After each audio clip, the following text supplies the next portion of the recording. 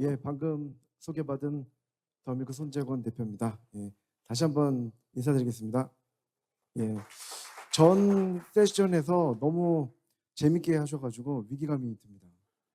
좀, 저도 뭐 말꼬리를 잡는 질문 해야 될 것 같은 생각도 들 정도로 굉장히 재밌게 해주셨고, 아까 전 세션도 정말 메타버스, 저는 이제 실리콘밸리에서 지금 어, 크로스보더 미디어 더 밀크를 운영하고 있는데요. 미국에서도 어, 메타버스가 정말 핫한 주제고 특히 오늘 사람과 디지털 포럼 전반적으로 이 주제가 어떻게 보면 실리콘밸리에서 보면 다 인공지능 또 메타버스 웹3 이런 주제로만 얘기할 것 같지만 실제로 그렇지 않습니다. 지금 이것이 이런 디지털 기술의 발전이 사회와 또 인간의 삶에 어떤 영향을 미칠 것인가 상당히 큰 주제가 되고 있고요. 또 인공지능의 그런 역작용도 계속 얘기가 나오고 있습니다. 그런 의미에서 오늘 사람과 디지털 포럼 상당히 중요한 의미를 가진다고 생각하고요. 이번에 저희 세션은 어떻게 지금 저희가 있는 이 판교 지역이 실리콘밸리를 넘어설 수 있을 것인가, 그리고 한국의 지금 스타트업 생태계는 어떻게 실리콘밸리와 같이 좀 더 풍성하게 만들어지게 될 것인가라는 주제로 말씀드리겠습니다. 일단은 트랜스링크 인베스트먼트의 박희덕 대표님이 먼저 주제 발표를 해주시겠습니다. 큰 박수로 맞아주시기 바랍니다. 네, 반갑습니다. 트랜스케 인베스트먼트 박희덕입니다. 저는 오버시즈 트레이딩부터 시작해서 그 투자 업계로 들어온 지 한 22년, 그리고 한국에서 투자 생활 시작하다가 이제 실리콘밸리, 중국, 지금은 한국의 투자회사 벤처캐피탈을 운영하고 있습니다. 그러니까 그간의 경험들을 가지고 오늘 이렇게 여러분들 앞에 서서 이렇게 가지고 있는 철학을 또 설명드릴 수 있어서 영광이라고 생각합니다.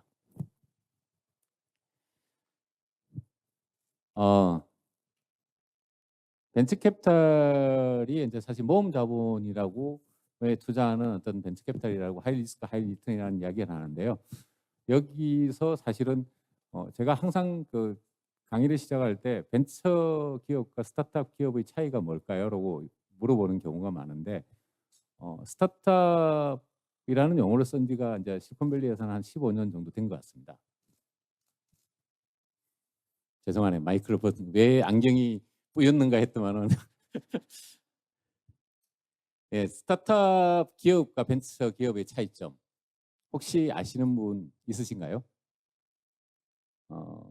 손 드시는 분이 없으니까 제가 설명하겠습니다. 그러니까 7, 80년대를 거치면서 모험 자본, 그러니까 하나의 실리콘 웨이퍼를 만들 때 한 500만 불 이상의 투자 자금이 필요합니다. 그러니까 그 웨이퍼를 양산 전에 엔지니어링 샘플을 만들고 양산 샘플을 만드는데 500만 불, 1000만 불 상당한 자금이 필요하죠.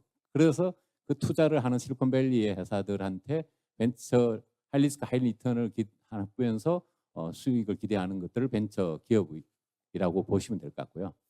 디지털 트랜스포메이션 시대에 들어오면서 이제 애플의 아이폰이 만들어지면서 훨씬 더 현실화된 건데 스타트업이라는 용어를 쓰기 시작했어요. 그러니까 스타트업이죠. 새로운 기업을 시작해서 세상을 바꿀 수 있는 그런 기업으로 성장해 나간다. 이런 의미로 스타트업이라는 용어를 쓰기 시작했습니다.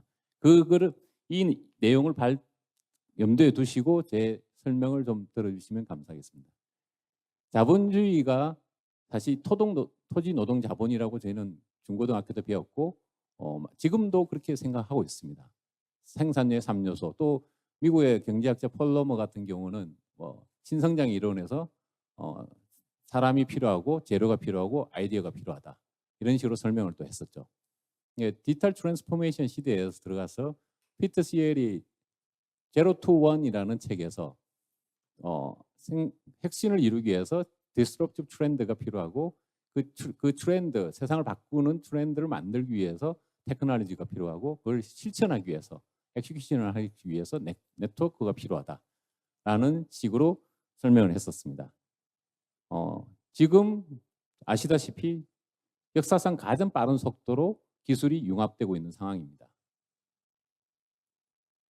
그런 기술들을 바탕으로 디지털 트랜스포메이션이 일어나고 오늘날 많은 기업들이 제가 생각해도 한 10여 년 전만 해도 실리콘밸리 태생 기업이 세계 10대 기업 안에 들어가는 게 서너 개밖에 없었거든요.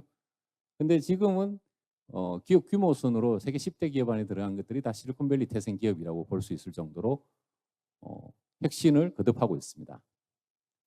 그러한 가운데 대한민국 스타트업이 지난 5, 6년간 상당한 양적 성장을 했으니 어떻게 하면 발전해 나갈 건가. 특히 테헤란 밸리에서 시작했고 판교 밸리를 지금 이끌어 나가고 있는 상황에서라고 생각을 해볼 수 있습니다. 제가 처음 실리콘밸리 갔을 때는 제가 20여 년 전에 생각했을 때 그 사람들을 보면서 그들만의 리그라는 생각을 많이 했습니다. 그러니까 자본을 가지고 저도 투자하러 갔을 때 저희 한국 자본은 필요 없다는 거죠. 왜 뭐 당신 돈을 써서 우리가 받아들여야 되냐 이런 어떤 질문에 대해서 제가 답을 해줄 수 있는 것들이 참 그 답을 찾기 위해서 어찌 보면 저는 20년이라는 세월을 보냈다고 볼 수도 있습니다. 그런데 5, 6년 전에 실리콘밸리에 있는 한 벤처캐피탈 친구가 그런 이야기 하더라고요. 한국에는 자본도 있고 그러니까 좋은 인재도 있고 그리고 좋은 기술도 있는데 어떤 것이 문제냐고. 왜 자꾸 실리콘밸리 와서 한국 사람들은 그 문제를 해결하려고 하느냐라는 질문을 받았을 때 저도 일종의 충격을 받았던 거죠. 되돌아보면은 한국이 부족한 시대에 있다가 이제는 오히려 그 3요소가 다 가지고 있다는 거죠. 자금이 부족한 게 아니고 인재가 부족한 게 아니고 기술이 부족한 게 아니더라고요. 실리콘밸리에서 태생부터 시작된 DFJ라는 벤처캐피탈이 있는데요. 거기서 만든 혁신 지수가 미국은 그러니까 당연히 미국이 실리콘밸리니까 1위고요. 지금 현재 주목할 만한 거는 지난 10여 년간 싱가포르가 2위가 됐다는 거죠. 중국은 17위, 대한민국은 한 22 정도로 평가받고 있습니다. 개별적으로 보면은 정부의 역할이라든지 경제 규모, 그러니까 경제의 자유도 그리고 뭐 일자리 창출이라든지 이런 부분들 규제나 혁신 부분에서 보면은 나름 우리나라 전체 경제 규모가 한 10위권 정도를 차지한다고 봤을 때 규제나 혁신 부분에서 순위 이하죠. 특히 벤처 캐피탈이라는 투자 파이낸스 인베스트먼트 분야에서는 34위. 중국이 보면은 2위를 차지하고 있습니다. 중국이 지난 20년간 혁신을 거듭했던 이유가 인베스트먼트 파이낸스의 혁신 부분이 상당히 있었다는 거죠. 벤처캐피탈이 그 역할을 차지했었고요. 싱가포르이 지금 보면은 지난 10여 년간 상당히 싱가포르 정부나 기업들의 노력으로 업계 2위를 만들고 있는 상황인 것 같습니다. 가장 중요한 것이 스티브 잡스가 얘기한 커넥팅 닷인 것 같아요. 커넥팅 닷을 우리가 어떤 방법, 그러니까 관점으로 이해할 건가라는 관점인데 대부분의 우리나라 기업을 하시는 분들은 규모의 경제, 기회 선점의 이익, 진입 장벽 이런 것들을 많이 이야기합니다. 특히 경영학과 교수님들이 기업을 하는 어떤 설명을 할 때, 또 마케팅을 이야기할 때 이런 관점에서 설명을 많이 하고 있는데 실리콘밸리적 관점에서 보면은 방향성이 되게 중요합니다. 그리고 네트워크, 그걸 실천하기 위한 네트워크 그것들을 어떻게 구축하는 건가라는 것들이 가장 중요한 혁신의 원동력이라고 보고 있습니다. 이러한 것들이 그러니까 네트워크가 정말 중요한 거죠. 미국 사회가 개인주의적인 어떤 견해를 가지고 있고 개인의 의사결정을 상당히 존중하는 사회이지만은 실제적으로 기업을 할 때는 그 기업을 추구하는 방향, 그걸 현실화식 엑스큐션 하기 위한 네트워크를 상당히 중요하게 제일 중요하게 생각하는 거죠. 우리가 생각하는 학벌, 인맥 이런 네트워크가 아닙니다. 결국에는 사실 구글이라든지 페이스북이 성공하게 된 배경이 정보의 저장, 처리, 전송을 공짜로 하면서 속도를 올린 거죠. 구글이 유튜브를 그리고 페이스북이 모든 서비스를 오픈하고 그리고 메신저 서비스 같은 경우를 공짜로 사용할 수 있도록 만든 이유가 정보의 속도를 올리는 거죠. 정보 유통 속도를 올리는 겁니다. 사람들이 교감할 수 있는 그 네트워크를 활성하고 거기서 주어지는 데이터, 빅데이터를 분석하고 그걸 통해서 발전을 거듭해 왔다는 것이죠. 이러한 것들에서 가장 중요한 게 어떤 비즈니스 상에서 디지털 시장에서는 내가 세상을 바꾸고 싶어하는 코어 비즈니스가 뭐냐? 그 코어 비즈니스를 발견해 나가고 그 코어 비즈니스를 발견해 나가는 것을 확대 재생산해 나가는 과정이 이제 여러분들이 알고 계시는 유니콘이 만들어지는 배경이라고 보시면 될 것 같습니다. 이러한 단순한 방법론적인 측면이 수많은 유니콘 기업을 만들어냈다고 볼 수 있습니다. 특히 플랫폼 기업이라고 일컫는 기업들은 다 이런 과정 통해서 성장했다고 볼 수 있고요. 그 과정에 가장 중요한 게 그 코어를 만들 때 가장 중요한 게 컬래버레이션입니다. 그러니까 어떤 한 사람의 우리가 보통 기업가 정신이라든지 리더십을 이야기할 때 어떤 기업가의 혁신적 창의적 사고방식을 이야기하는 경우가 많은데 세상을 바꾸기 위해서는 한 기업가의 파운더의 역할이 중요하지만은 그 기업을 이끌어 나가는 임직원들 그리고 그 임직원들을 바탕으로 투자를 하는 저희 같은 투자가들 이런 협력 관계 구축이 컬래버레이션 이즈 이노베이션이라는 용어가 실리콘밸리에서는 너무나 당연하게 사용되고 있는 그리고 그에 대한 임직원들에 대한 컴펜세이션 구조를 짜고 또 그 세상을 바꾸어 나가는 어떤 컨트리뷰션 한다는 그 어떤 보이지 않는 문화가 실리콘밸리를 혁신을 하게 만들었던 원동력이라고 볼 수 있습니다. 그러면서 만들어진 코어를 확대 재생산해 나가는 거죠. 좀 더 크게 만드는 거죠. 그러면서 글로벌리 확장하게 되는 어떤 그런 기업들이 오늘날의 구글이고 페이스북이었고 애플이라고 보시면 될 것 같습니다. 자, 그러면은 우리나라 현실상으로 보면은 스타트업의 역할이 어떤 역할을 해야 되느냐라는 관점에서 좀 생각을 해봤고요. 또 하나 우리나라의 투자금융의 관점이 어떤 역할을 해야 되나, 정부나 제도가 어떤 역할을 해야 되나 이런 관점에서 세 가지 관점에서 좀 이야기를 해보겠습니다. 방금 설명드린 대로 파운드와 투자자, 임직원이 서로 협력하는 구조를 만드는 것이 가장 중요합니다. 저한테 투자를 받으러 왔을 때 어떻게 하면 기업을 잘 운영할까요? 어떻게 하면 스타트업을 잘 창업할까요? 라고 물어봤을 때 실제적으로 파운드를 2명 또는 3명 이상 확보하라고 이야기를 하거든요. 혼자서 창업하는 게 아닌 거죠. 지금 국내에서도 많은 그 부분에 대해서 이해를 하는 부분들이 많은데 한 5, 6년 전만 하더라도 2명 이상 창업을 했을 경우에 저희 같은 벤처캐피탈, 국내 벤처캐피탈에 한해서요. 투자를 하기가 힘들다는 표현을 썼습니다. 근데 요즘에 국내 벤처캐피탈들도 2명 또는 3명 이상의 파운더에 대해서 오히려 권장하는 그런 벤처캐피탈들도 나오고 있다는 거죠. 그럼 왜 2명 이상의 파운더들이 필요할까요? 엑시큐션을 하기 위해서 필요한 겁니다. 그러니까 예를 들면 보통 지금 그 비즈니스를 만들어 나가는 과정 속에서 보면은 예를 들면 소프트웨어 엔지니어가 있습니다. 근데 그 소프트웨어 엔지니어가 개발을 잘하는 그리고 하지만은 전략을 잘 짜지는 못하거든요. 비즈니스 전략을. 그럼 그 비즈니스 전략을 잘 짜는 컨설팅사 출신이라든지 아니면 글로벌 기업에서 일을 경험했던 친구라든지 이런 사람들이 같이 CSO로 합류하면서 엑시큐션을 빨리 할 수 있는 방안을 찾아내는 거죠. 그런 것들이 중요하기 때문에 2~3명의 파운드가 중요한 것 같습니다. 그리고 또 하나가 정말 좀 직원들과 협력하며 일하는 구조가 정말 중요한 것 같습니다. 단지 직원들과 협력하는 어떤 라는 의미를 많이 사용하긴 하는데 우리나라에 계신 기업하시는 분들은 대부분 협력을 이야기하면은 그러니까 1차, 2차, 3차 산업 구조 내에서의 효율적인 사고방식을 많이 강조합니다. 그러니까 직원들의 근면성실이라든지 출퇴근이라든지 이런 것들이 이제 직원들이 갖춰야 될 요소라고 생각하고 그거를 효과적으로 관리하는 인사관리나 노무관리 이런 부분들을 강조를 많이 하는데 실리콘밸리에서 일하는 스타일들은 상호 수평 관계에서 상호주의적인 측면에서 협력 관계입니다.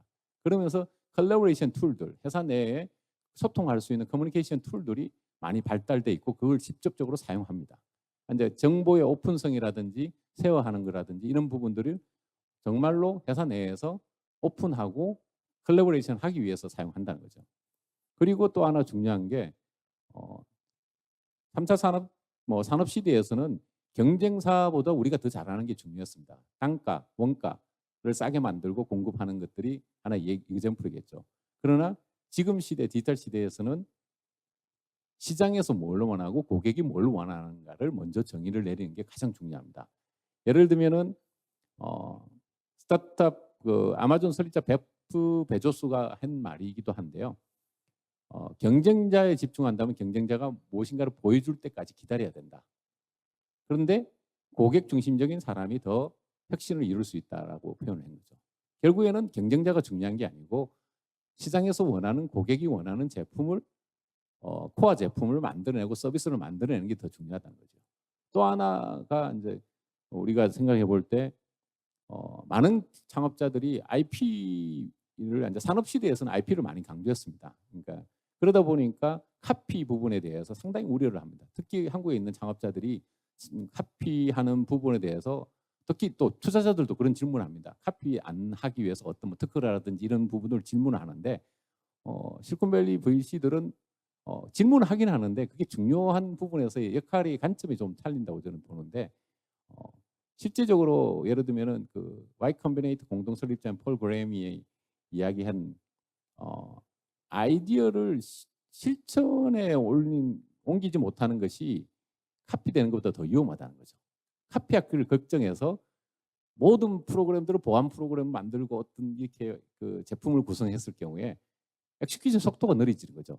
아까 말씀드린 엑스큐션이 이노베이션, 그러니까 속도가 관건이다는 이런 부분들이 어찌 보면 창업자들이 카피를 두려워해서 실천의 속도를 떨어뜨리는 결과를 만드는 잘못된 판단 기준을 갖고 있는 경우도 많습니다. 또 창업자 같은 경우는 국내에 있는 창업자들은 모든 뭐 정부나 특히 이제 그 정부 사이드나 은행들이나 특히 은행 아직 연대보증이 많이 없어졌습니다만 한 30억, 50억 이상 그 론을 받을 때는 연대보증 해야 되거든요. 창업할 때 기부보증이 없어진 2017년 이후에 작은 자금은 연대보증이 없어졌지만은 그러다 보니까 점점 오너스럽게 바뀝니다. 한 사람이 오너가 되는 거죠. 근데 창업자는 철저하게 오너가 아닌 코디네이터 역할이고 촉진자 역할, 새로운 제품을 만들 수 있는 그런 역할에 그리고 그 파운더로서의 역할에 집중을 하는 거죠. 그러니까 창업 이후에 한 5, 6년 지나서 예를 들면 규모가 엄청나게 커졌을 때 CEO를 외부에서 영입하는 구글 같은 경우가 대표적이겠죠. 이런 현상이 일어나고요. 물론 뭐 메타 같은 경우는 저커버그가 계속해서 그 역할을 수행하고 있습니다. CEO로서 역할도 수행하고. 그러니까 공존하는 거죠. 그러니까 창업자로서의 역할과 CEO로서의 역할이 동시에 있을 때도 있고 분리될 때도 있다는 것. 근데 우리나라 같은 경우는 창업자이자 곧 오너입니다. 특히 스타트업이 코스닥으로 성장했을 때, 성장됐을 때도 자기만의 왕국을 건설하는 경우가 많습니다. 그렇게 되다 보니까 혁신의 속도가 떨어지는 거죠. 임직원들은 거기에 실망한 다른 파운드 레벨에 있는 기술자라든지 CTO라든지 임직원들이 회사를 떠나게 되는 거죠. 떠나서 자기만의 또 왕국을 만들기 위해서 창업을 하는. 그러니까 창업의 목적이 조금 다른 측면이 그러니까 스타팅하는 포인트가 좀 다른 측면이 있다는 것을 생각해 볼 필요가 있는 것 같습니다. 그리고 스탁 옵션에 대해서 생각해 볼 필요가 있는데 당연하게 스탁 옵션을 사실 그러니까 예를 들면 미국에서 취직할 때 아마존에 취직한다고 하면은 그 인사 쪽에서 그런 질문을 합니다. 연봉이 50만 불인데 주식을 몇 프로 받을 거냐? 보통 한 4분의 1 정도를 주식으로 받거든요. 그러니까 상장된 회사인 경우도. 그럼 이제 비상장에서 스타트업일 경우에는 당연히 조인할 때 예를 들면 몇 프로 정도의 스탁 옵션을 가져가야 되느냐. 그리고 아예 베스팅이 돼 있다. 베스팅이라는 표현을 쓰는데 발행이 되어 있어요. 근데 우리는 사실은 입사하고 난 다음에 스탁 옵션을 주는 부분으로 하다 보니까 실질적으로 법상으로는 벤처기업 같은 경우는 50% 정도 발행할 수가 있는데 실질적으로 저희가 현실적으로 보면 5% 10%를 범지가 않습니다. 그리고 그것도 희색돼 가지고 실제적으로 최종 그러니까 상장되는 시점에서는 많은 부분이 없던 거죠. 근데 이런 부분들이 실제적으로 실리콘밸리에서 매 라운드 A, B, C, D 라운드에서 한 20% 정도 스탁 옵션을 임직원 모으로 할당해 있습니다. 너무나 당연한 것으로 되어 있는 거죠. 그러니까 하나의 스웨트 에쿼티로 보는 거죠. 자본을 투자한 사람이 자본을 투자했다고 하면은 임직원들은 그만큼 땀 흘리면서 그걸 투자했던 그 가치에 대한 보상 체계를 당연시 구축을 해놨던 시스템이 좀 관점의 차이가 있다는 거죠. 스타벅스가 바라는 관점. 이러한 관점에서 보면은 금융의 역할도 한번 짚어봐야 되는데요. 제가 이 표를 들어간 이유는 글로벌리 지금 드라이 파우더라고 해서 한 3,400조 정도의 투자 자금이 대기 상태에 있다고 합니다. 그중에 바이오 펀드도 있고 벤처 캐피탈도 있고 인프라스트럭처도 있고 그로스 투자라는 다양한 섹터에서의 자금이 대기하고 있습니다. 그리고 글로벌 뭐 활동하는 PE 같은 경우는 뭐 특히 블랙스톤 같은 경우, 칼라이 같은 경우는 100조 정도의 투자 자금을 갖고 있는 거죠. 규모가 상당한 거죠. 그리고 미국 투자 같은 경우는 실리콘밸리 미국 같은 경우 1인당 그 오른쪽에 있는 표가 1인당 그 벤처 캐피탈 펀드레이징 숫자인데 한눈에 봐도 미국이 왜 계속 혁신을 하고 있는지를 볼 수 있는 숫자라고 볼 수 있습니다. 실제 절대 규모적으로 보면은 한 300조 정도의 투자 자금이 미국이 들어가고 있고요. 중국 같은 경우 한 70조 정도 들어가고 있고 영국이 한 35조, 한 34, 7, 8조. 대한민국이 작년에 한 4조 정도의 투자 자금이 벤처 캐피탈 투자 자금이 지원이 됐다고 볼 수 있습니다. 지난 6, 7년간 그 이전에는 한 조 단위 밑의 숫자였습니다. 지난 6, 7년간 많은 벤처 자금을 정부 드라이브로 올렸습니다만 4조 정도 수준이고 순위밖에 아까 34위 정도의 순위 정도만 기록하고 있다는 것을 글로벌리 기록하고 있다는 것을 염두에 두시면 될 것 같습니다. 활동하고 있는 VC들이 글로벌 활동하고 있는 VC들이 사실은 중국의 스타트업 특히 우리가 알고 있는 알리바바라든 텐센트를 만드는 것들은 벤처 캐피탈들입니다. 실리콘밸리 출신의 벤처 캐피탈들인 거죠. 여기 나오고 있는 뭐 세콰이어라든지 이런 회사들 그리고 중국에서 중국 자본이 형성된 GGB 캐피탈 같은 경우는 세계 10대 투자 회사로서 성장을 했고요.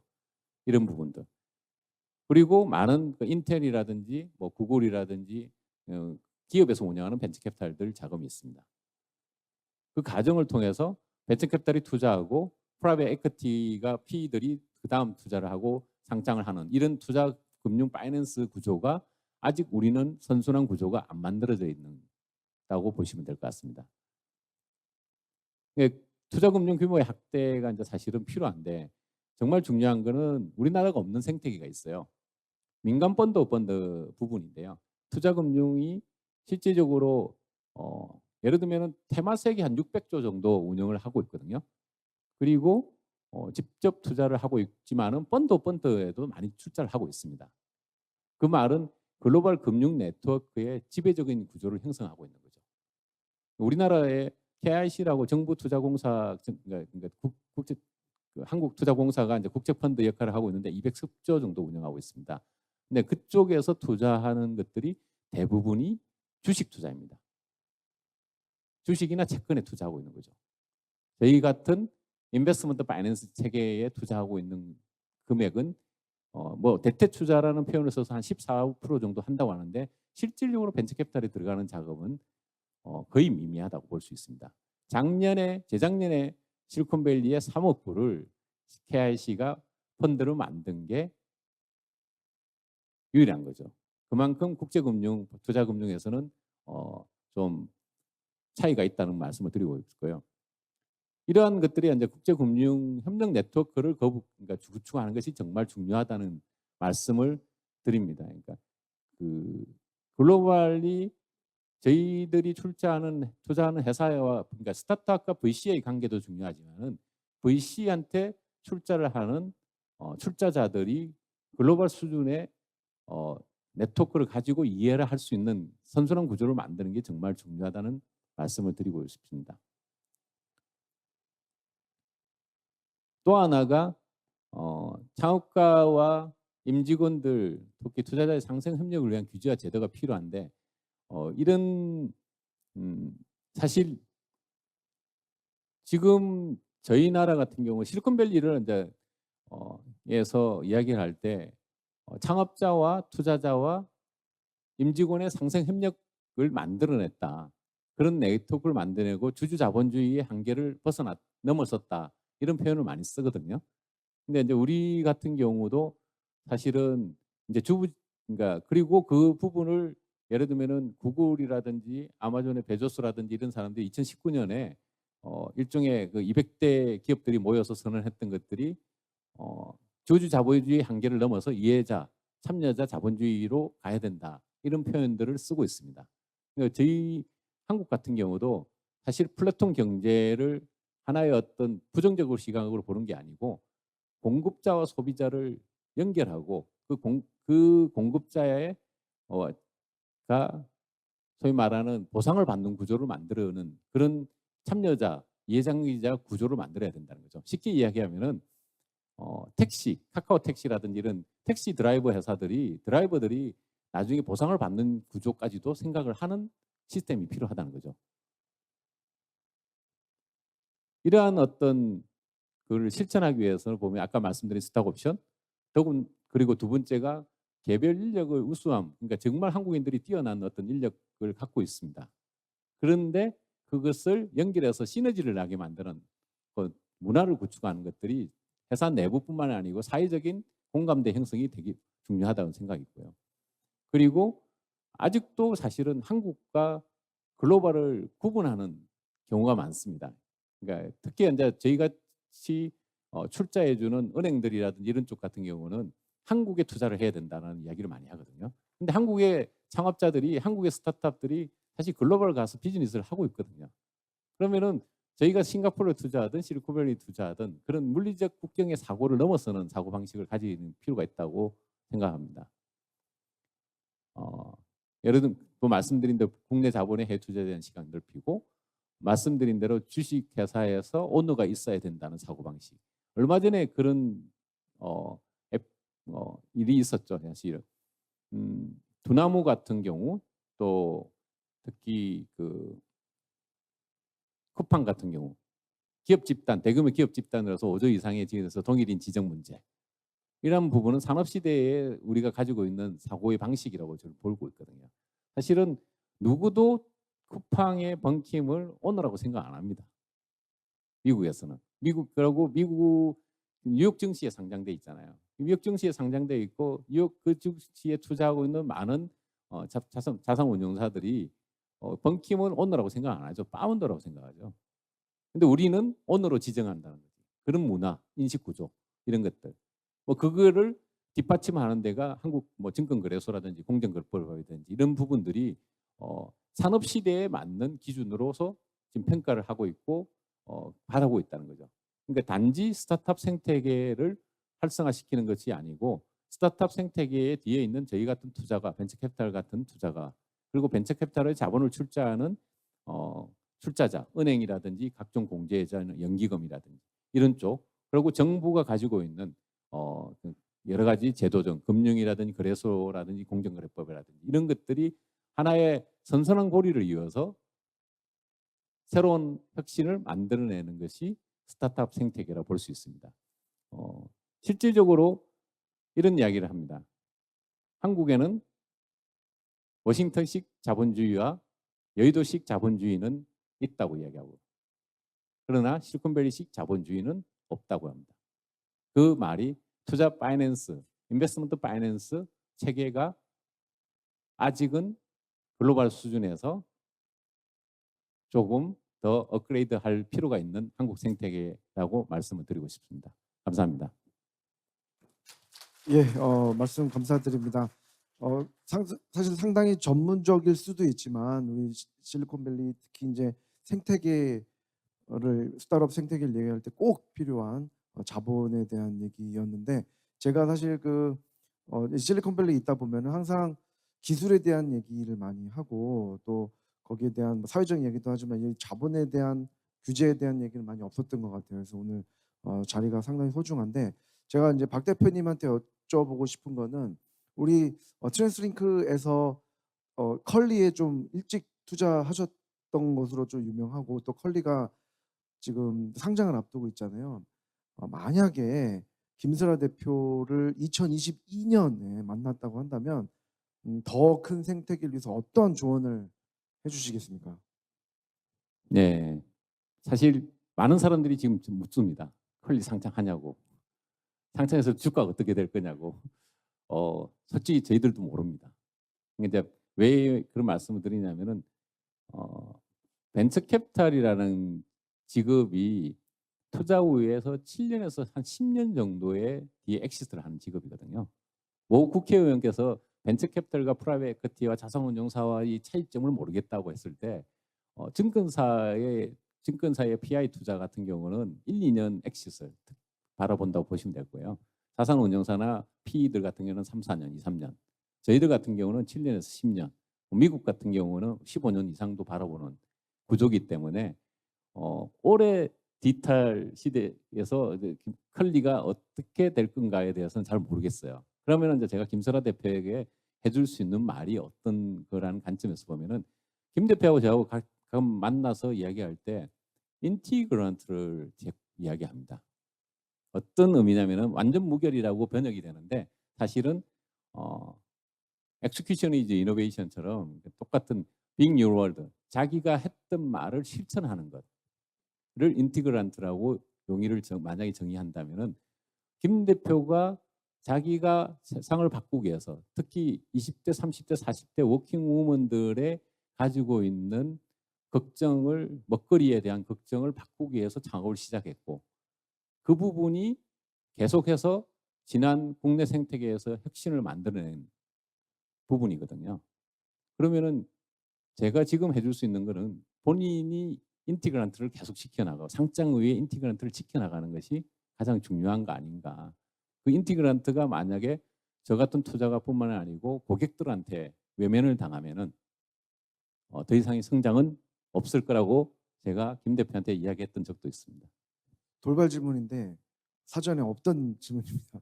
갑자기 궁금해서 생각이 났는데 원래 사실 컬리가 나스닥 상장을 준비했던 걸로 알고 있거든요. 그러다가 또 국내 상장으로 왔다. 저는 그거를 한국에 있는 뉴스로 접했는데 사실 쿠팡 언급을 하셨는데 쿠팡 상장이 상당히 파워풀했어요. 미국에서. 그리고 그 다음날 주가도 많이 올랐고 그 당시에 이제 에어비앤비와 로블록스 상장한 작년인가요? 그죠? 상장한 시기였는데 상당히 파워풀해서 한국에 또 없냐? 이랬거든요. 쿠팡 같은 것도 없어? 왜냐하면 그때 TV에서 내 쿠팡보다 소프트뱅크가 TV에 많이 나왔어요. 왜? 투자한 소프트뱅크. 엄청난 규모로 엑짓을 한 거거든요. 그러니까 소프트뱅크 같은 데를 또 만들자 해가지고 쿠팡을 인터뷰한 게 아니라 소프트뱅크 인터뷰를 많이 했었어요. 그래서 한국의 넥스트 쿠팡이 될 만해서 어딘가 봤더니 컬리가 유력하다고 소문이 났습니다. 그래서 실리콘밸리에서는 저도 좀 기대를 했는데 없어요. 안 온대. 그것도 약간 실망이라요. 그랬었고 더군다나 지금 한국에 있는 많은 넥스트 유니콘이라고 하는 회사들이 나스닥이라든지 자본시장 미국에서 자본을 레이징하겠다는 회사가 왜 이렇게 없는 건가? 어, 중국 같은 경우는 200개 기업이고요. 또 200개 넘죠. 대만도 20개 정도 되고요. 일본이 13개 정도 되거든요. 한국 없습니다. 하나도 없어요. 하나도. 상장됐다가 폐지됐죠. 상장되었다가 폐지된 회사는 있습니다. ADR도 있지만 그래비티 오늘 여기 호텔인데 게임 회사 아직 하나 있습니다. 솔직히. 그리고 쿠팡인데 쿠팡은 미국 회사예요. 그래서 제 질문은 아니 왜 나스닥에 오면 좋은데 왜 자본 크게 레이징하고 더 주목받을 수 있고 글로벌하게 한국 기업에 투자할 수 있는 룸을 열어줄 수 있는데 왜 안 될까? 쿠팡은 왜 한국으로 가셨습니까? 컬리는 왜 한국 상장으로 돌아섰습니까? 돌발 질문입니다. 이 질문 받을 때마다 제일 곤란스러운데요. 왜 제가 이 포럼에서, 그리고 이 포럼뿐만 아니고 국회 정책 세미나의 포럼에서 투자금융의 글로벌화가 필요하다를 지금 강조하겠습니다. 저는 그냥 제가 투자했던 기업들이 성장시키고 잘 하도록 서포트를 하는 조력자 역할을 하는 벤처캐피탈인데, 근데 제가 투자금융의 생태계 전반에 대해서 이런 포럼에서 언급을 하기 시작한 게 하나의 질문에 대한 답이 될 것 같습니다. 그러니까 결국에는 우리가 가지고 있는 스타트업 생태계가 그동안에 이제 기술과 자본을 포함해서 80% 정도의 수준까지 왔다고 보면은 마지막 20%가 상장이라든지 상장 과정을 거치면서 선순환 구조를 만드는 거거든요. 근데 이제 그 과정에서 사실은 이제 당연히 컬리는 뉴욕으로 가려고 했죠. 그런데 못 간 배경이 이제 여러 가지 국내에 있는 현실적인 문제점, 그래서의 규제 문제라든지 실제로 컬리가 어 하려고 하면은 금융위 승인을 받아야 됩니다. ADR 발행하려면 승인 받아야 되거든요. 이런 부분들이라든지. 이런 쿠팡은 미국 기업이기 때문에 그런 승인이 필요 없어요. 그러면은 금융위 승인을 받아서 뉴욕으로 가느냐, 한국에 상장하는 거랑 똑같은 어떤 관점이니까 더군다나 컬리 입장에서 보면 김설아 대표가 고객이 있는 곳에서 상장하겠다라는 것으로 이야기를 하게 된 배경이 있는데 그런 그 투자 자금 그리고 규제와 제도의 선순환 고리를 만드는 그 글로벌 수준의 고리를 만드는 것들이 컬리 같은 회사들이 유니콘으로 성장하고 글로벌 기업으로 성장하는데 그러니까 생태계가 완성된다고 볼 수 있습니다. 참고로 말씀드리면은 작년에 제가 20년간 투자업계 20년을 있었습니다만 글로벌 투자자들이 가장 저희한테 연락이 많이 오더라고요. 제2의 쿠팡 좀 소개해달라고. 컬리 투자했고 브랜드 투자했으니까 소개해달라고. 정말 투자자로서 가장 보람 있는 순간이죠, 사실은. 그러니까 한국 기업들한테 글로벌 투자자들이 투자하겠다고 연결해달라고 투자하겠다고 찾아오고 또 시리즈 F 뭐 이런 데 참여하겠다고 연결해달라고 하는 그 순간이 가장 보람 있는 어떤 그런 순간이었습니다. 그러니까 그런 글로벌 자금들이 한국 기업들의 우수성에 대해서 깨닫게 된 계기가 쿠팡이죠. 근데 사실은 쿠팡하고 컬리의 차이점을 국내 투자가들은 구분을 못해요. 완전 다른 회사거든요. 글로벌 투자자들은 그걸 알고 있어요. 그러니까 컬리가 더 우수하다는 것을 알고 있다는 거죠. 그러니까 컬리에 투자를 하는 거죠. 그런 생태계가 어찌 보면 필요하지 않을까 이런 생각을 해봅니다. 그렇습니다. 우리가 규제 얘기를 하면서 정부 규제를 얘기하면서 어떻게 보면 금융 규제에 대해서는 얘기를 잘 그동안 안 했던 것 같아요. 금융시장 규제에 대해서. 근데 아까 DFJ 드라이버 지수를 얘기하면서 우리가 혁신 지수가 20메디 국가 경쟁력뿐만 아니라 수출, GDP 다 10위권 안에 있는데 한국의 혁신 생태계 지수가 23위, 25위 이거는 좀 격이 안 어울리는데 그게 상당한 이유가 어떻게 보면은 좀 아까도 데이터에서 나왔지만 규제에서 나온다는 거. 특히 그 규제가 우리가 뭐 스타트업 규제를 얘기하면은 뭐 타다 규제 또 뭐랄까 그죠? 타다 또 그런 뭐 택시 그러니까 그런 눈에 보이는 규제에 대해서 우리가 열불을 내면서 금융시장 규제, 자본의 글로벌화가 안 되고 있는 거에 대한 규제는 언급하지 않는다라는 거죠. 그래서 사실 김 대표님이 아까 언급하신 거는 미국에 있는 저는 상당히 좀 공감이 됐죠. 왜냐하면 한국 기업들이 굉장히 글로벌화 많이 됐어요. 삼성 스마트폰 1위죠. 현대 요즘 잘 팔려요. 미국에서 엄청납니다. BTS 장난 아니에요. 그래서 한국 기업에 대한 요구는 굉장히 많은데 그게 잘 안 되는 이유가 자본 때문이 아닌가 싶은 거죠. 왜냐하면 공장을 미국에 지금 바이든이 일본보다 한국 먼저 갔잖아요. 그만큼 한국이 굉장히 중요하다고 하는데 미국에서는 입장이 그거거든요. 공장 좀 지어달라 하는데 돈이 없으면 안 돼요. 그래서 이 자본의 글로벌화는 너무너무 중요한데 그게 지금 안 되고 있다라는 거를 지금 겪고 계시기 때문에 사실 이 자리가 상당히 중요한 것 같거든요. 그래서 이어지는 질문은 그렇다면 여기 아까 발제문에도 나왔지만 자본시장의 글로벌화를 위해서는 한국의 자본의 글로벌화를 위해서는 또 어떻게 해야 될까? 나름 대표님 아이디어가 있으셨는데 어떠신가요? 네, 뭐 주제 발표에서 잠깐 말씀드렸습니다만은 투자 금융의 활성화예요. 우리나라의 모든 금융이라고 이야기하면은 론 금융입니다. 여신 전문 금융이죠. 사실은 은행을 중심으로 하고 캐피탈 중심으로 하는 론 금융이 주를 이루고 있습니다. 그러니까 산업은행의 역할도 KDB가 한 300조 정도 운영을 하고 있거든요.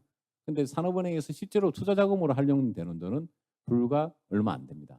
지난 산업은행이 그 벤처 스타트업 생태계를 만들기 위해서 지난 10년, 20년간 상당한 자금을 국내에서 봤을 때는 엄청난 자금입니다. 20조가 넘는 자금을 넣다가 다시 회수했다가 하는 어떤 사이클을 하고는 있습니다만은 300조라는 규모에 비해는, 그리고 실제적으로 1년 단위로 보면은 산업은행이 이쪽으로 들어가는 자금은 1조가 안 되는 자금이거든요. 근데 테마색만 하더라도 600조 정도 운영하는데 실질적으로 투자금융 쪽으로 운영되는 게 100%라고 보시면 됩니다. 물론 주식 형태의 형태가 있고, 또 산업 테마색 내에 한 22개의 뭐 공기업들이 있고, 거기에 투자 회사들이 GIC가 있고, 뭐 이런 여러 형태들이 복잡하게 되어 있습니다만은 궁극적으로는 투자 금융을 잘 활용하는 거죠. 그 600자라는 돈으로 싱가포르는 국제 무대에서 금융의 주 무대에 서 있는 겁니다. 그게 오늘날 싱가포르이 2위 정도의 혁신 규모를 자랑하는 현상이라고 보시면 될 것 같고요. 국내 같은 경우는 사실 연기금이라든지 공제라든지 이런 쪽에 자금을 다 합해 보면은 그 1,000조가 넘고요. 기업들이 가지고 있는 자금을 합해 보면은 거의 2,000조가 넘는 자금이 있습니다. 그러나 그 운영하는 사람들이 론, 그리고 여의도식 자본주의, 자산 운용 개념에서, 그 자산 운용이라면은 저희가 여러분들이 생각할 때는 펀드 매니저 하면은 보통 이제 증권사의 펀드 매니저나 자산 운용의 펀드 매니저를 생각하는데, 그분들은 주식 채권입니다. 부동산 투자. 이 세 가지를 핵심으로 생각하고 있습니다. 저희들도 똑같이 주식을 투자하는 벤처 캐피탈이고 프라이빗 에퀴티도 주식을 투자하지만은 투자하는 방식이 틀리죠. 그러니까 그래서 실리콘밸리 형태의 인베스트먼트 파이낸스가 필요하다, 이런 말씀을 드리는 겁니다. 그렇습니다. 오늘 사실 어떻게 보면 굉장히 그 생태계와 관련된 중요한 얘기인데, 그 금융 포럼이 아니라 이 사랑과 디지털 포럼에서 얘기하고 있다는 건 상당히 시사점이 있는 것 같아요. 굉장히 이 포럼이 얼마나 다양한 논의를 하고 있는지에 대해서 아까 메타버스도 그렇고 나오는 것 같은데, 아까 대표님 발표 중에 물론 저도 이제 한국에서 기자 생활을 오래 하고 미국에서 지금 비즈니스를 하고 있지만 여전히 스탁옵션에 대해서 그렇게 자본 희석이다라고 인식을 하고 있다라는 거에서 저는 좀 약간 충격적이거든요. 아, 이 정도 한국의 생태계가 발전을 했으면 그 정도는 우리가 좀 인정을 하고 있는 게 아닌가라고 했지만, 실제로는 특히나 이 벤처 캐피탈들도 그렇게 인식을 못 하고 있다. 이건 저한테는 좀 약간 충격적이거든요. 어떻게 생각하십니까? 이게 말씀드린 대로 론 중심적 사고를 가지고 있는 거죠. 저희한테 돈 주시는 분들이 이제 LP라고 리미티드 파트너라고 하는데, 주로 은행들이나 공제들이나 아니면 정부, 그러니까 한국벤처투자라든지 성장금융위에서 돈을 주십니다. 근데 그분들이 구성원들이 대부분 은행 출신이나 기존 금융 출신이죠. 근데 컴플라이언스를 이야기할 때, 컴플라이언스를 이야기할 때 이제 기본적으로 론 중심적 컴플라이언스를 이야기하는 거죠.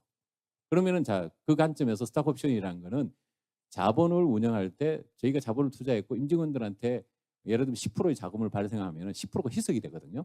자기들 투자했던 가치가 10% 희석이 되는 거죠. 논으로 보면은 이자를 못 받는 거죠. 그러니까 그런 관점으로 갖고 있기 때문에 인색한 거죠. 스탁 옵션을 주는 부분에 대해서. 근데 실리콘밸리식 사고방식으로 보면은 회사를 만들어 나가면서 만들어 나간 주체에 대한 보상으로 생각하는 거죠. 당연한 보상으로. 그것도 관점의 차이가, 완전한 차이가 있습니다. 그리고 스타트업 기업들에서 보면은 예를 들면은 시리즈 A, B 정도에서 망하면 사실은 그 주식에 의미가 없는 거거든요. 스탁 옵션이라는 것도 계속 성장하지 못해서 그 회사가 M&A 되든가 상장하지 못하면 의미가 없는 주식인데 받을 수 있는 가치로 생각하는 거죠. 논 중심적 사고 방식은 은행에서 사실 이자를, 원금을 상환하지 않고 이자를 안 내면은 안 되지 않습니까? 그러니까 그 사고 방식을 갖고 있는 겁니다. 참 그렇다면은 정말 한국의 벤처 캐피탈들이 벤처 캐피탈이 아니라 거의 제4금융권 정도로, 그런 정도, 그러니까 뭐 아주 다 그런 건 아니겠지만 인식이 좀 글로벌 수준으로 가기 위해서는 아직도 좀 시간이 좀 있어야 될 거라는 생각이 또 드네요. 많은 벤처 캐피탈들이 이 방식을 벗어나서 이제 투자에 오리엔트된 벤처 캐피탈들이 많이 활동을 하고 있습니다. 국내에서도. 다만 말씀드린 대로 제도라든지 규약이라든지 이런 부분들이 베이스가 그렇게 되어 있는 거죠. 그러니까 이제 그러다 보니까 그 계약을 해석할 때 변호사들이 어드바이즈를 해줄 때 그 계약 구조로 보면은 변호사 입장에서 보면은 창업자한테 불리한 구조가 될 수밖에 없는. 그러니까 계약서 가지고 엄청나게 서로 줄다리기를 합니다. 사실 실리콘밸리에서는 계약서 가지고 줄다리기 안 하거든요. 표준화돼 있어요. 오히려 미국 같은 다양한 회사가 표준화되어 있고 그 계약서 갖고 줄다리기 안 하고 그냥 사인하거든요.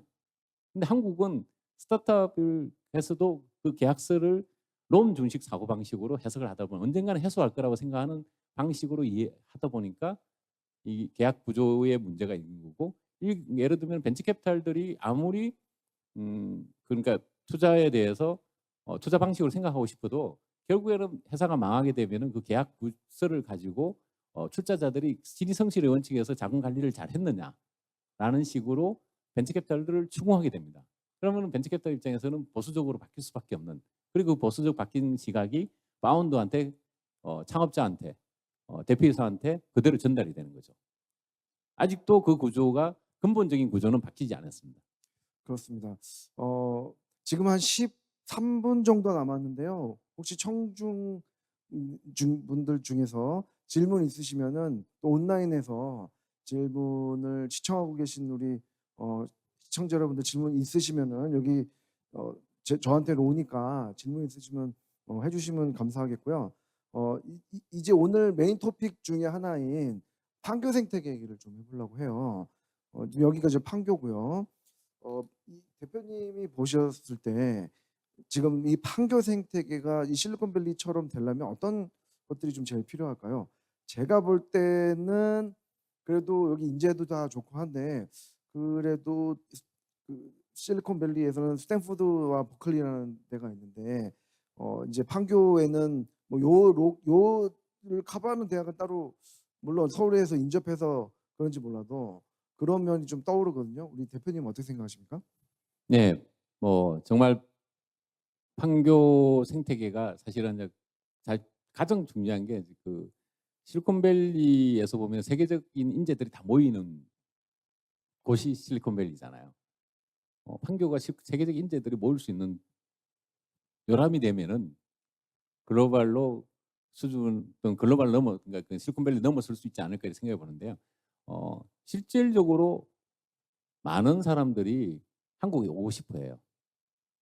이게 BTS 덕분인지 오징어 게임인지는 덕분인지 한국에 대한 위상이 엄청나게 높아졌고요. 지난 3, 4년간 한국이 글로벌 수준의 그들이 보기에는 부러운 거죠. 근데 동남아시아에서 한국을 부러워하는 게 아니고 스페인에 있던 친구라든지 뭐 독일에 있는 친구를 파리에 있는 친구들이 가끔 제가 만나 보거든요. 한국에 온 친구들을 왜 왔냐고 물어보면은 한국에 오고 싶었어요. 그래서 한국에서 일을 하고 싶대요. 한국에서 스타트업 창업하고 싶고요.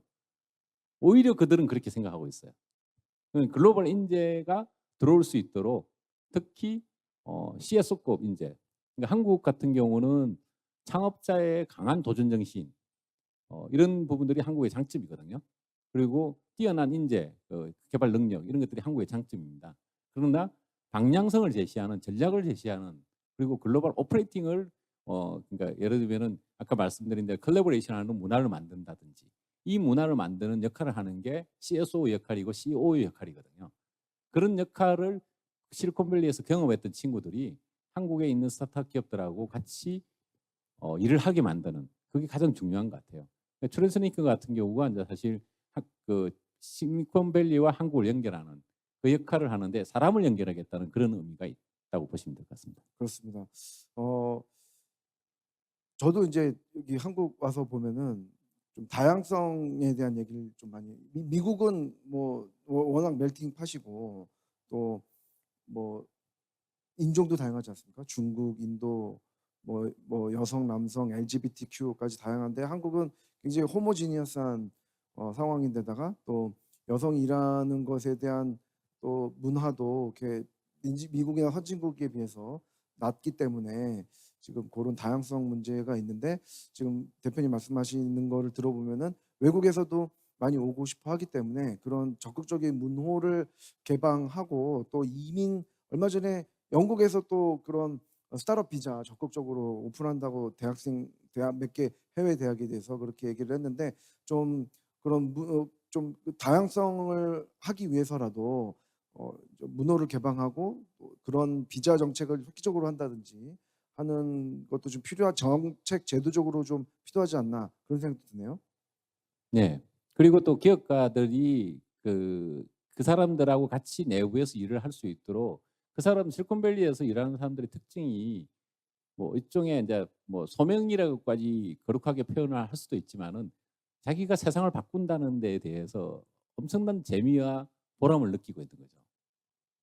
그러니까 왜 이 일을 해야 되는가에 대해서일 때 구글에서 한 50만 불 받고 있는 친구가 스타트업 가면은 한 20만 불 정도, 25만 불 정도도 못 받거든요. 근데 그럼에도 불구하고 물론 이제 스탁 옵션이라는 제도가 있어서 성공하면은 보상이 주어지겠지만은 그전에는 상당히 헝그리하게 지내야 되는 부분인데 실리콘밸리의 그 물가 수준을 보면 20만 불 정도면 헝그리하게 지내야 되는 수준이거든요. 그러니까 그 가운데서 왜 그런가 하고 싶은 그러니까 하고자 하는 어떤 소명 의식이라든지 그 재미 이런 것들을 느낄 수 있도록 한국의 스타트업 내부의 문화가 컬래버레이션 하는 문화가 인제 그 비자 문제라든지 이런 것들도 상당히 중요한 부분이고요. 또한 그런 문화가 기업 문화가 형성되는 것들이 정말 중요한 역할을 한다고 생각합니다. 네. 그리고 지금은 글로벌 기업들이 판교 생태계 얘기하면서 판교에서 어떻게 좀 실리콘밸리처럼 될 수 있을까 해서 여쭤봤는데 한국에 제가 이렇게 돌아보면은 대표님도 많이 들으시겠지만 글로벌 진출 즉 실리콘밸리 판교 기업들의 실리콘밸리 진출 그거 많이 묻거든요. 판교에 너무 좋은 인재들과 기업들이 많기 때문에 우리 대표님은 그 스타트업들이 많이 찾아와서 펀딩 요구를 많이 하는 걸로 알고 있는데 그분들한테 그들에게 판교 기업들의 글로벌 진출을 위해서 어떤 조언을 해주시나요? 말씀드린 대로 사실 어 제가 주제 발표에서 이제 디지털 트랜스포메이션이 일어나는 과정에 대해서 좀 단순화시켜서 표현을 했는데요. 그러니까 코어 비즈니스가 만들어지고 그 코어 비즈니스를 확대 재생산하는 과정이 유니콘이 되는 과정이라고 말씀드렸어요. 그러니까 시리즈 A가 코어 비즈니스가 만들어지는 단계라고 하면은 확대 재생산하는 단계가 고투마켓 하는 단계예요. 투자로 보면 C나 D라는 투자 단계에 해당하거든요. 그러면은 이제 판교에서 기업들 스타트업 기업들이 코어 비즈니스에 만드는 거를 집중을 하셔야 되는 거죠. 세상은 이 코어가 한국에서만 통하는 코어가 아니고 예를 들면은 싱가포르나 유럽에서도 통할 수 있는 코어인 거죠. 예를 들면 컬리를 설명을 해드리면은 자, 컬리가 자체 비즈니스를 가지고 싱가포르 가기에는 힘들어요. 거기 라자다도 있고 레드마트도 있고 이러면 경쟁 상대가 돼버리잖아요. 제가 아까 경쟁 상대에 주목하지 말고 고객에 주목하라는 관점에서 보면은 싱가포르에 있는 고객들은 컬리한테 뭘 원할까요? 좋은 먹거리 제품이잖아요.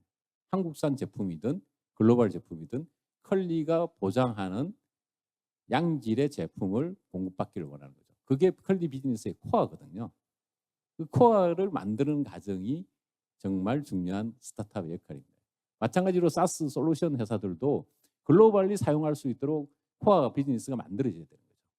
근데 보통 아직까지 한국에 있는 많은 스타트업 기업들은 어 대기업 중심의 1차 밴드, 2차 밴드 구조를 갖고 있기 때문에 대기업에서 원하고 삼성에서 원하고 저희한테 투자 받으러 올 때 그런 말을 해요. SKT에서 원하고 KT에서 원하기 때문에 이거 개발하면 성공할 수 있습니다라고.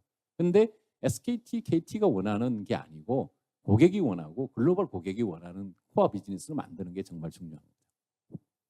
그렇습니다. 시작부터 글로벌이라는 거는 위치가 아니라 그 마인드셋, 예, 마인드셋이라고 말씀하신 것 같습니다. 지금 온라인과 현장 참가자분들이 Q&A를 주고 계십니다. 예, 우리 세션도 인기가 있어요. 예, 그렇습니다. 질문이 나오고 있습니다. 질문이 많이 나왔습니다. 어, G GYH님께서 질문해 주셨어요. 한국의 스타트업 생태계의 핵심 문제는 협력이다. 협력이 약하다라고 말씀을 해주셨는데 그렇다면 협력을 촉진하기 위해서는 어떤 것이 필요할까요? 스타트업션 외에 어떤 협력 있으면은 협력이 좀 증진이 될까요? 그런 질문입니다. 네. 그러니까 사실 그러니까 컬래버레이션을 만들기 위해서 여러 가지 오늘 많은 이야기들을 했는데요. 어, 어, 그러니까 당연하게 사실은 그러니까 커뮤니티를 통한 어떤 하나의 어떤 그 투자자나 인플로이나 이런 어떤 자본 시장에서의 어떤 다른 존재, 다른 영역에 있는 존재라는 게 아니고요. 같은 영역에 있는 존재라고 생각을 하고 생태계가 구축되는 것들이 분명 중요한 것 같아요. 그러니까 항상 사람들은 갑을 논쟁을 갖고 있거든요. 우리나라 사람들은 1등 규모의 경제 이 생각을 갖고 있다 보니까 저 같은 투자가가 갑이라고 생각하는 거죠. 사실 벤처캐피탈은 갑 아니에요. 갑을 병정을 좀 더 정확하게 얘기하면 갑을 병정을 다 할 수는 있는데 그 역할의 포지션에 따라서 변하는 거죠. 서로 협력하는 상대라는 거죠. 근데 인식이 협력하는 상대가 아니고 경쟁 상대로 보고 저 사람은 나한테 그러니까 명령을 하는 존재라는 이 문화가 인식이 바뀌는 것들이 가장 중요하다고 생각하고요. 또 하나는 좀 장기적으로 특히 스타트업 입장에서는 장기전으로 생각해야 될 것 같아요.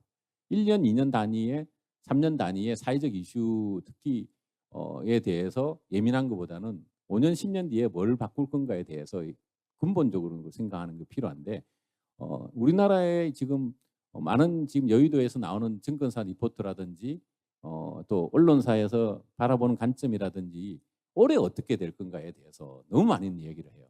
관점이. 근데 그렇게 되면은 경쟁이 되기 때문에 협력을 할 수가 없어요. 좀 더 장기적인 관점에서 3년, 5년, 10년 뒤에 뭐가 일어날 거고 그걸 바꾸기 위해서 어떤 코어 비즈니스를 만들 건가에 집중하는 게 실리콘밸리의 일하는 사람들의 특징이고 또 그렇기 때문에 보람을 느끼고 기쁨을 느끼는 거죠. 협력을 만들기 위해서는 좀 더 장기적 관점을 좀 바라봐야 된다. 예, 장기적인 관점을 바라봐야 된다라는 말씀, 예, 맞는 말씀이십니다. 우리 또 이현동님께서 질문을 해주셨어요. 한국이 아무래도 지금 방향성 제시나 그리고 전략적 사고가 좀 상대적으로 약해 보이는데 그 이유는 무엇이라고 생각하십니까? 네, 사실 벤처캐피탈이 투자를 하는 존재이긴 하지만 사실 그 이사회라든지 이런 지역에서 역할을 할 때 방향성을 제시하는 존재거든요. 근데 저희가 제시한다는 게 아니고 같이 의논하는 거죠.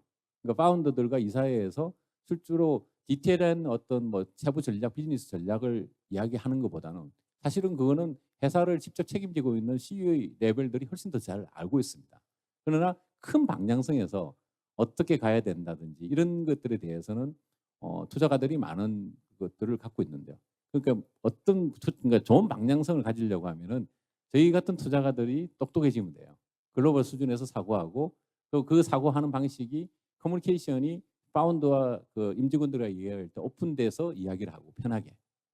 그러니까 그러니까 기업들에 갔을 때 투자가 온다고 막 그 한국식으로 옛날에 마치 사단장이 야분대 온다고 하면은 막 청소하고 이랬던 시절이 있었잖아요. 근데 투자가 온다고 해서 회사의 모습을 아름답게 보일 거라고 하는 게 아니고 아주 허심탄회하게 회사를 오픈하고 그 정보를 쉐어하면서 투자가들과 같이 의논하는 그런 문화가 가장 중요한 것 같습니다. 예, 감사합니다. 지금까지 약 한 50분간 지금 실리콘밸리와 판교 생태계에서 말씀을 드렸는데 금융 혁신 그리고 금융의 글로벌화 또 협력 마인드를 갖추고 여러 가지 또 이제 다양성을 갖춘다면은 한국 또 한국에 있는 스타트업들 또 자본의 글로벌화는 충분히 가능하다라고 한번 마무리를 지어보도록 하겠습니다. 예, 지금까지 실리콘밸리 판교 생태계 세션 잘 참석해 주셔서 경청해 주셔서 감사합니다. 예, 예, 감사합니다. 감사합니다.